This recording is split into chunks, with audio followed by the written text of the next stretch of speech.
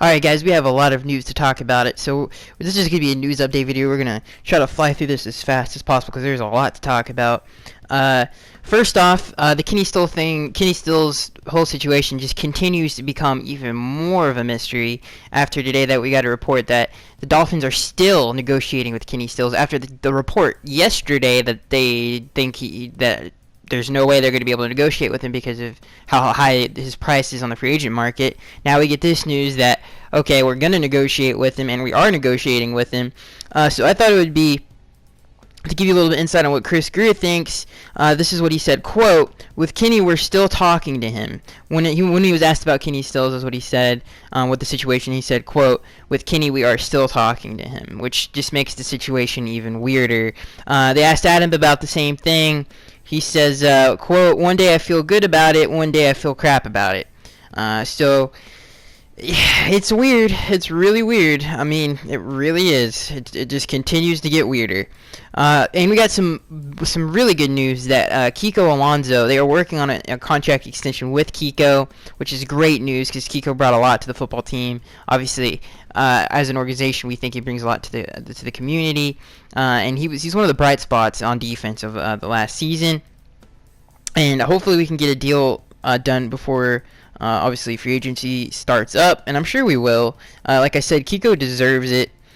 And this is what Chris Grier said when asked about Kiko Alonso. He said, quote, "For us, he's an important piece for the community, as you can see if you follow him on Twitter," end quote. So, it's just great news to hear that we are extending Kiko. Obviously, Kiko made big plays in the 49ers game with the goal line stand against against Colin Kaepernick, and then he makes the pick six game-winning play in the San Diego Chargers game. He made huge plays against the Jets away, where he, on a 4th and I think 1, he made a huge stop on Bilal Powell.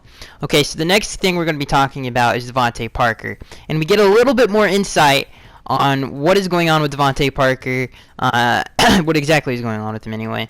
So Adam was asked about what is going on with Devante Parker. He said, quote, "I think it's just consistency." He obviously goes on to question, which all Dolphins fans do, and it's nice to hear this, his consistency and his work ethic. He goes on to say, quote, "Devante Parker had 3 really good practices, 3 really good weeks in practice." So that's not good. So I guess it's nice to have that insight because one of the only criticisms we really had of DP was consistency, but obviously with the injuries and everything else like that, I think we gave him a little bit more slack. So to hear this, that his work ethic needs to improve, I think is really, I just think it's nice to hear. It kind of gives us a little bit more closure on what's really going on with Devante Parker, and hopefully, and I have 100%, because the talent is there. If that is true, that it is, well, obviously it's true if Adam says it's, obviously he's the head coach, but then I have, if that's what's standing in the way from him being great, then he should have announced. I mean, especially with Adam Gase, his motivational skills, I think Devante Parker will have an outstanding season. I think most Dolphins fans do this upcoming season, and if he doesn't, then that's not very good. All right, so let's go on to the next piece of news, and I think this is not talked about among Dolphins fans that much. Is 2 free agents that I think are very important to the Miami Dolphins football team. They're some of the leaders on this football team, and very important to this team.